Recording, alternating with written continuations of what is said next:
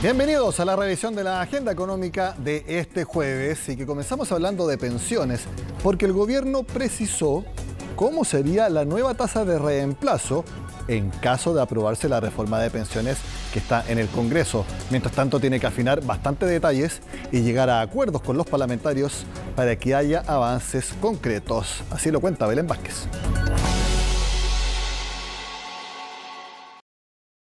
No quieren comprometerse con una tasa de reemplazo porque la experiencia ha dicho que podría jugar en contra. En cambio, lo que hacen es proyectar incrementos importantes en todas las escalas salariales. El gobierno ya se juega sus últimas cartas con la reforma de pensiones previo a que ésta sea votada en la Comisión de Trabajo de la Cámara, cuyo itinerario prevé la decisión para el próximo miércoles 25. Y esperamos que se pueda dar cumplimiento a ese itinerario porque sin duda para poder llegar a que este proyecto de ley se convierta en ley, vamos a tener que conversar con la oposición y lograr un buen acuerdo, pero no tendría mucho sentido, digamos, que hubiera una oposición para avanzar en la idea de legislar. No ha sido fácil explicar y hacer bajadas de aspectos meramente técnicos y por lo mismo el Ejecutivo ha entregado todos los insumos a la Comisión, entre ellos los relacionados a supuestos de pensión. En todos los escenarios que plantea el gobierno, tanto hombres como mujeres recibirían más pensión si es que el 6% se destina íntegro al seguro social, sumado a las ganancias por eficiencia del sistema y a la reorganización industrial. Por ejemplo, una vez que la reforma esté en régimen y comiencen a verse los beneficios de la distribución intrageneracional, todas las mujeres que tengan una remuneración inferior a 1.091.000 pesos independiente de su edad y los hombres mayores de 40 con sueldo menor a 950.000 recibirán más pensión con el seguro social que con la capitalización individual. Independientemente del nivel de ingreso de la persona, independiente si es hombre o mujer, independiente de la necesidad de cotizaciones que tenga, todos los jubilados actuales, tanto por retiro programado como por renta vitalicia, van a recibir más con el seguro social que con la capitalización. Esto implica una tasa de reemplazo que en la mediana de los salarios aumentaría 16% en comparación al escenario actual que solo incluye la pensión autofinanciada más la PGU. Así, las personas que se jubilen en 2024 tendrán una pensión que será equivalente al 71% de su última remuneración. Nunca hemos comprometido tasas de reemplazo por lo que ya dijo la ministra, porque no queremos caer en el error de José Piñera. Estamos mostrando las tasas de reemplazo que resultan de la reforma. Lo que sí hemos comprometido, dependiendo de las condiciones particulares, cuáles son los aumentos de pensiones que van a recibir las personas hoy y en el futuro. Proyecciones que no terminan de convencer a la oposición, que se reunirá este lunes para elaborar un documento que exponga aquellos puntos que para ellos son claves en las negociaciones. La idea es poder alcanzar acuerdos antes de la votación en general, pues sus votos no están seguros. Lo que pasa es que el gobierno presenta esta exposición, ¿cierto?, basado en algunos datos que nosotros no compartimos. Entre ellos, por ejemplo, la cantidad de cotización previsional que tiene cada trabajador en Chile. Hoy día tenemos un alto nivel de informalidad laboral y tenemos también muchas lagunas previsionales, lo que hace que finalmente no se pueda cumplir las propias proyecciones que hace el gobierno. El gobierno está optimista respecto de los plazos y espera poder aprobar la reforma en general antes del receso legislativo. Para ello, el presidente de la comisión ya trabaja en algunas estrategias. Más importante que el día en que se vote es que haya disposición al acuerdo, por un lado del gobierno y por otro lado desde la derecha. Habemos algunos que hemos estado trabajando desde el primer momento en construir este acuerdo. Yo como presidente de la comisión he estado en ello y estoy en ese trabajo, tratar de sentarlo en una misma mesa y que nos podamos poner de acuerdo sobre un procedimiento y que podamos votarlo entonces el 25 y ojalá por unanimidad. Si bien la postura del Ejecutivo es conversar con todos los parlamentarios, la ministra Jara ha planteado que, para poder alcanzar acuerdos, también es necesario recibir propuestas.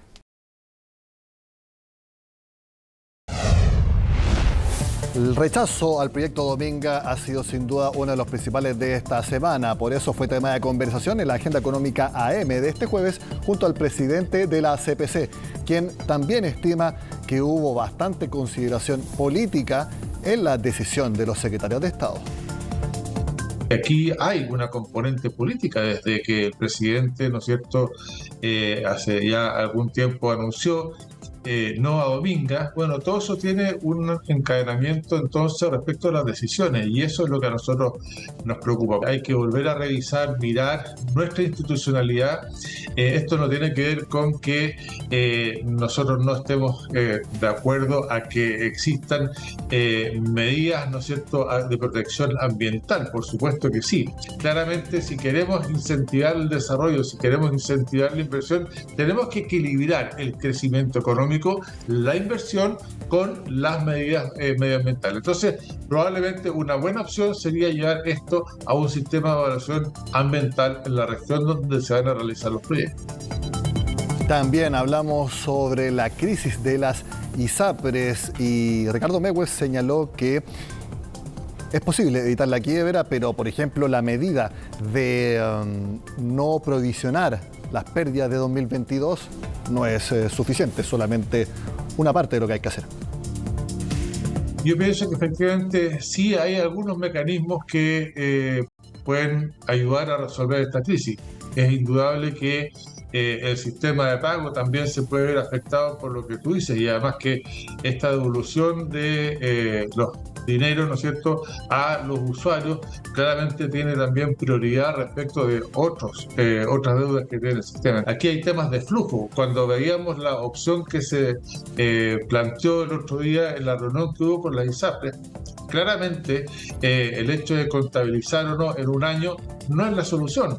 Aquí hay temas de flujo que impactan y pueden hacer efectivamente, cuando no existe el flujo, hacer quebrar a una empresa. Por lo tanto, el tema es muy complejo. Veamos cifras conocidas este jueves. El Banco Central publicó ventas minoristas de diciembre. Hace algunos meses que el Banco Central publica este indicador. Y la caída sigue siendo bastante importante. En diciembre, la caída mensual de las ventas del comercio fue 7,3%, menos que la de noviembre, que fue 8,4%, pero sigue la tendencia de baja que comenzó hace bastantes meses. Aquí vemos los últimos 4 meses informados por el Banco Central, de acuerdo a la información de las boletas que recauda el Servicio de Impuestos Internos. Hacemos la pausa en Agenda Económica y al regreso hablamos de proyecciones económicas para 2023 y también para 2024, hechas por el equipo económico del Banco Santander. Al regreso acá en Agenda Económica.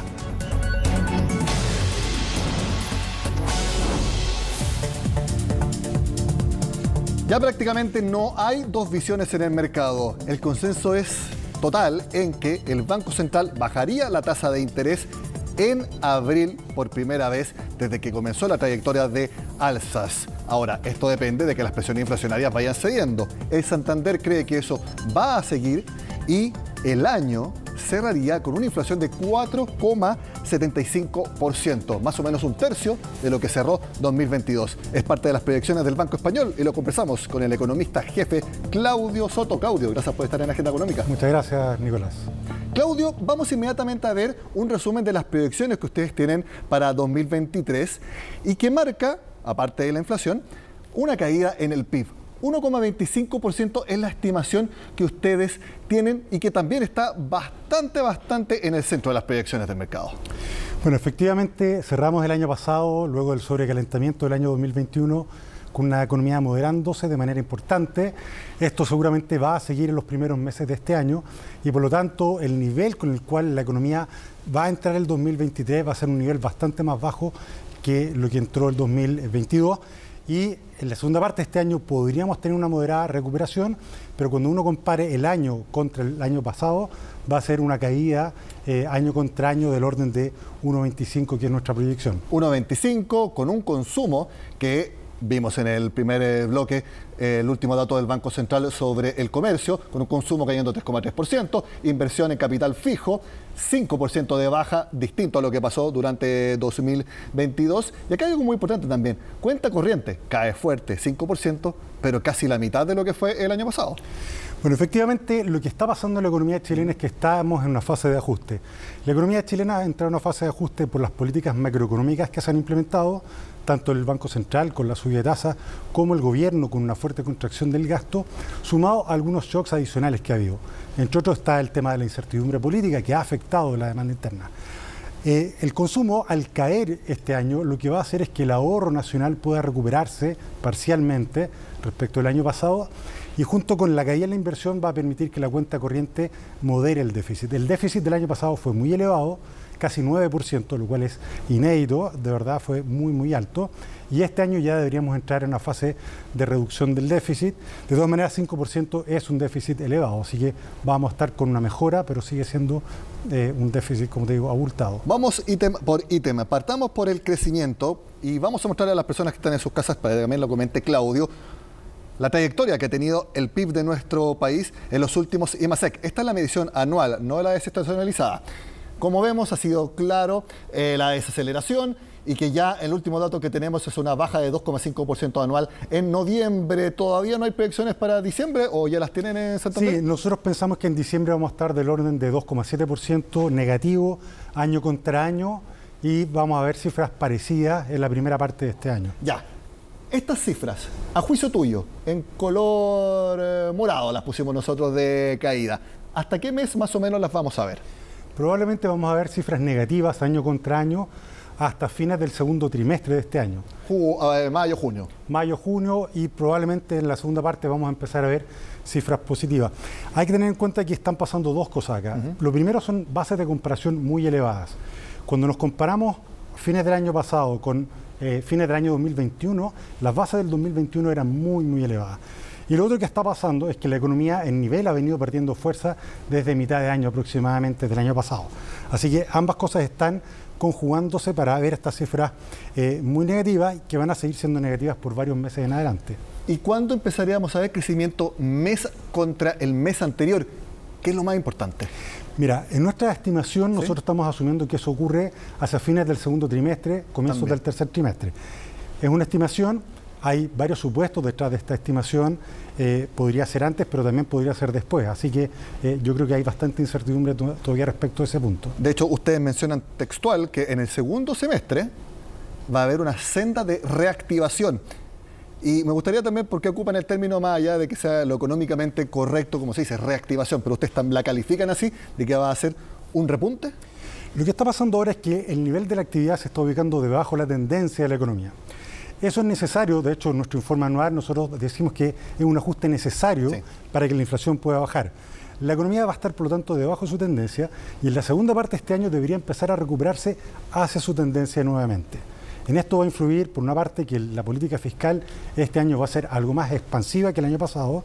Y lo segundo es que el Banco Central, como tú mencionabas en la introducción, debiese ya empezar a dar señales de recorte de tasa en la reunión de abril, por lo menos, quizás materializando el recorte y si no lo hace, por lo menos dando señales claras de que lo va a hacer. Vamos inmediatamente entonces a ver la gráfica, cómo ha sido la trayectoria de la TPM, la tasa de interés. Ya la hemos mostrado tantas veces acá en el programa que la conocemos de memoria. Está en 11,25%, así la dejó el Banco Central en diciembre. Entonces, ustedes, prácticamente como el consenso de mercado, creen que se va a mantener ahí y va a empezar a bajar en abril. ¿Cuáles son los números que ustedes ven que creen que va a empezar a bajarla en abril? De hecho, ustedes mencionan que podría bajarla entre 50 y hasta 75 puntos base, dejarla en 10,5% como máximo. Así es. Bueno, el Banco Central tiene una reunión a fines de este mes y luego tiene otra reunión en abril. Pensamos que a fines de este mes no va a tener la información suficiente como para embarcarse en un recorte de tasas, pero ya en abril sí va a tener la información necesaria. El Banco Central está viendo lo mismo que estamos viendo nosotros, que la inflación está disminuyendo, que la economía está en terreno negativo y que por lo tanto se están generando holguras. Y además algo muy importante, las expectativas inflacionarias a 2 años ya están prácticamente alineadas con la meta del Banco Central. Entonces yo creo que el Banco Central tiene espacio para recortar y eso va a ser muy importante para poder darle estímulo a la economía de cara al 2024. El riesgo acá es que el Banco Central se demore y eso podría implicar que el 2024 veríamos una recuperación más lenta. Vamos al escenario base que ustedes plantean, entonces llevar la que está actualmente en 11,25%, poco a poco partiendo en abril, y ustedes dicen que podría cerrar el año en 6%. En resumidas cuentas, la mitad de lo que está ahora. Sí, efectivamente. El Banco Central de Chile fue particularmente agresivo en subir la tasa y por lo mismo yo creo que va a tener espacio para ser relativamente agresivo en bajar la tasa. El Banco Central de Chile fue uno de los que llegó a la tasa más alta dentro de las economías emergentes. Es verdad que la inflación en Chile también fue particularmente elevada, pero yo creo que la inflación en Chile va a bajar relativamente rápido y eso le va a dar espacio también al Banco Central para ser relativamente proactivo en los recortes de tasa. ¿Cuánto deberíamos ver en los próximos IPC? Como para hacer una idea de que sí, la inflación está creciendo menos de lo que se esperaba, o sea, menos de los informes anteriores, y ya habría más información y más evidencia de que se puede empezar a bajar la tasa. Sí, esto va a ser un poco complejo porque enero vamos a tener un IPC relativamente alto, que es lo que nosotros estamos viendo en las encuestas que nosotros hacemos semana a semana. Los precios de alimentos han seguido subiendo. La parte subyacente, cuando uno excluye alimentos, debería ser relativamente acotada y luego en febrero debiésemos ver un IPC bajo. Nosotros estamos viendo para enero un IPC de 0,6% mes contra mes y en febrero lo estamos viendo en 0,2%. Si se dan esos números y la inflación subyacente en enero es relativamente acotada, yo creo que el Banco Central puede sentirse con la confianza suficiente de que estamos efectivamente en una trayectoria a la baja. O sea, febrero 0,2% ya sería un IPC normal. Efectivamente. Bueno, importante obviamente el IPC mensual, pero lo más importante es la inflación anual. También tenemos una gráfica de cómo ha sido la trayectoria de la inflación anual, que es la que mira el Banco Central y todos los analistas obviamente para hacer sus proyecciones y también cómo va a ser el movimiento de tasas. La vemos ahora, la inflación anual. Ahí está. Como vemos, el PIC se alcanzó en agosto, 14,1%, y luego bajó levemente, subió en noviembre, pero ya en diciembre, con el último dato de IPC, 12,8%. Esta trayectoria también ustedes la ven bajando para cerrar el año en 4,75%. También, como decía en la introducción, un tercio de lo que tenemos como inflación acumulada, lo que tuvimos como inflación acumulada el año pasado. Sí, aquí hay que tener en cuenta que en los primeros meses de este año todavía las variaciones interanuales van a ser relativamente altas, pero luego a partir de abril aproximadamente, cuando las bases de comparación sean más altas, vamos a tener una reducción más rápida de la variación interanual. Así que vamos a estar con cifras de 2 dígitos por lo menos hasta marzo. Marzo es un mes de alta inflación habitualmente, además, pero ya a partir de abril debiésemos empezar a ver que las variaciones interanuales son bastante más bajas y eso se va a seguir dando a lo largo del año. ¿Tú crees entonces que la inflación anual va a ir bajando junto con la tasa de interés? Va a ser más o menos simultáneo. Aquí el gran dilema que tiene el Banco Central es, por una parte, estar con la confianza suficiente que estamos efectivamente con una trayectoria a la baja, pero por otra parte el Banco Central tiene que anteponerse a los movimientos porque la política monetaria tiene rezagos. Por lo tanto, lo que haga el Banco Central ahora va a tener impactos el próximo año. Entonces ellos tienen que, por una parte, estar seguros que va a la baja la inflación, pero tampoco demorarse mucho, porque si se demoran mucho van a poner en riesgo el crecimiento del próximo año. ¿Y de cuántos meses es ese timing? ¿Que se demore? Mira, ¿qué? ¿Una reunión, 2 reuniones? No, es mucho más. Se habla de un año y medio más o menos del efecto máximo de los movimientos de tasa. Entonces el Banco Central lo que está haciendo es mirar lo que va a pasar el 2024 para sus decisiones hoy día. Lo que pasa es que la proyección de aquí al 2024 descansa mucho en lo que el Banco Central está viendo contemporáneamente. No, me refería a que, ya, por ejemplo, ahora todos están de acuerdo en que la baje en abril. Ese sería el timing perfecto. Si se demora 2 meses en empezar a bajarla, ¿ya estaría retrasándose demasiado? A eso me refería. Sí, yo creo que se va 2 meses, dado el estado de la economía, dado que vamos a estar con una contracción importante, con un mercado laboral deteriorándose. Creo que un par de meses de retraso es relevante. Sería bueno que el Banco Central actuara de manera proactiva, pero hay que reconocer que hay riesgo y ese es el gran problema que hoy día enfrenta el Banco Central, que es que bajo algunos escenarios la inflación podría no converger tan rápido. Sí, aparte de riesgos internacionales, que obviamente en Chile no los manejamos, hay un riesgo que ustedes lo mencionan explícitamente y que se manejan internamente de manera completa, que es la posibilidad de un nuevo retiro de fondos. Y ahí ustedes dicen que si se llega a aprobar un nuevo retiro de fondos, Chile podría enfrentar en 2024 una recesión severa. Sí, efectivamente. Si hay un nuevo retiro, ya sabemos lo que pasa con los retiros de fondos. Sabemos que se inyecta liquidez a la economía, que eso presiona al alza la inflación, que eso presiona al alza las tasas de interés, que eso tiende a depreciar el tipo de cambio. Esos fenómenos que ya se han dado en los retiros anteriores se volverían a dar si es que hubiera un nuevo retiro, pero con el agravante adicional, creo yo, que habría una percepción de daño institucional. Los retiros anteriores, el primero y el segundo por lo menos, se dieron en un contexto bien particular, con la pandemia, con pocas herramientas de política pública para hacerse cargo de los problemas de la pandemia. hacer un retiro en estas circunstancias no tendría ningún sentido. La economía está recuperándose, estamos de hecho en una fase de ajuste y por lo tanto, más allá del impacto económico de la inyección de liquidez, creo que habría un impacto económico adicional por las señales institucionales que estaríamos dando hacia los mercados. Y eso podría exacerbar los movimientos de tipo de cambio y de tasas de interés, haciendo que el ajuste posterior, que tiene que venir de todas maneras, sería mucho más agudo y nos podría llevar a una recesión más aguda el 2024. Bueno, por ahora no se ha aprobado ningún retiro nuevo, por lo tanto veamos las proyecciones que ustedes tienen para 2024. PIB creciendo al 2,5%, más o menos el nivel de tendencia, si no me falla la memoria. Consumo también subiendo 2,3%, la inversión muy tímidamente al alza 0,9% y una cuenta corriente que todavía es deficitaria, pero menor. Así es. Este panorama entonces, sí y solo sí, como dicen en economía, no se aprueba un no retiro de fondos, porque ahí prácticamente todas estas variables cambiarían. Incluso el consumo podría ser mucho mayor que 2,3% si se aprueba un retiro de fondos. El consumo el 2023 podría ser mayor de lo que tenemos en nuestro escenario 23, sí, pero el 2024 tendría que venir un ajuste, porque el Banco Central no va a permitir que la inflación permanezca por tanto tiempo tan elevado. Si hubiese un nuevo retiro, probablemente el Banco Central tendría que subir la tasa de interés en vez de bajarla. Ellos lo han dicho, de hecho en su último BOM en diciembre lo dijeron, y si ellos suben la tasa por sobre los niveles actuales, que ya son altos, implicaría un freno muy grande para la economía hacia el 2024. Claudio, mi última pregunta, ¿cómo ven el tipo de cambio? Porque está tendiendo ya fuerte hacia los 700 pesos. ¿Ustedes lo ven así en las próximas semanas? Nosotros estamos trabajando con un supuesto más conservador. De hecho, nosotros lo vemos depreciándose un poco de aquí en adelante, hasta 850. Ah, subiendo. El dólar. El dólar. Hoy día está en torno a 820, 830. Lo que ha pasado es que el dólar a nivel global se ha debilitado. El mercado está apostando fuertemente a que la Fed va a parar antes la subida de tasa y que va a recortar la tasa de interés. Eso lleva a un debilitamiento del dólar a nivel global. Y además el precio del cobre ha subido muy fuertemente por la apertura de China, pero también ha incidido acá el hecho de que haya problemas políticos y sociales en Perú, que es uno de los grandes productores de cobre. Eso ha tendido a generar una sobrereacción en el precio que ha llevado también a empujar a la baja el tipo de cambio. Yo creo que de aquí en adelante el precio del cobre podría retroceder un poco. Nosotros estamos suponiendo un precio del cobre de 3,9 de aquí a fin de año. Y cuando ello ocurra podríamos ver algunas presiones al alza en nuestro tipo de cambio, acotadas, moderadas, que nos lleven a cerrar en torno a 8,50. Claudio Soto, economista jefe del Santander. Como siempre, gracias por conversar en la Agenda Económica. Muchas gracias, Nicolás.